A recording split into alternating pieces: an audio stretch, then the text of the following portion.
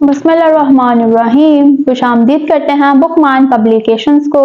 ایک بار پھر سے آپ کے لیے لے کے آئے ہیں الفا سیریز کی ابابیل اردو برائے جماعت پنجم۔ السلام علیکم، کیسے ہیں آپ سب؟ امید کرتی ہوں کہ میرے جماعت پنجم کے طالب علم خیر و عافیت سے ہوں گے۔ تو چلیے آج ہم ابابیل اردو کو شروع کرنے والے ہیں اور اس کا سبق نمبر 1 پڑھنے والے ہیں، جس کا نام ہے حمد۔ حمد ایک نظم ہے جس میں اللہ تعالیٰ کی تعریف بیان کی جاتی ہے۔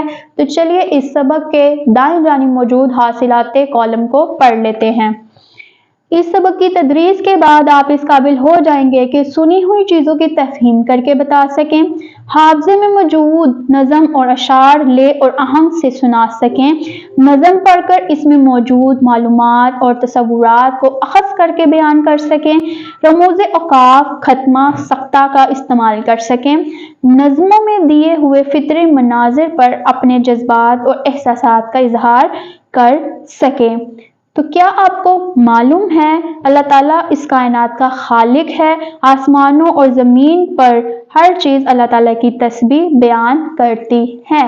تو آئیے اس سبق کے تلفظ سیکھتے ہیں۔ نعتہ، محتاج، سنوارے، سجائی، عقل، علم۔ تو اب باری آتی ہے اللہ تعالیٰ کی تعریف بیان کریں گی۔ تو چلیے اس حمد کو روانی سے پڑھیے میرے ساتھ۔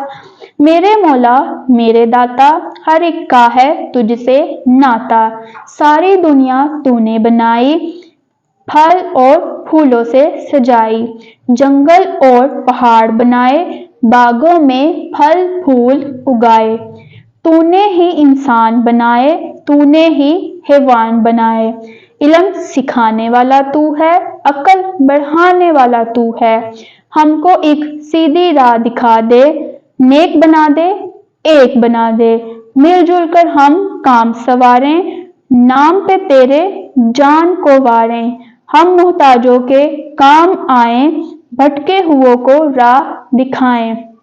میرے مولا میرے داتا، سب ہیں تیرے، تو ہے سب کا۔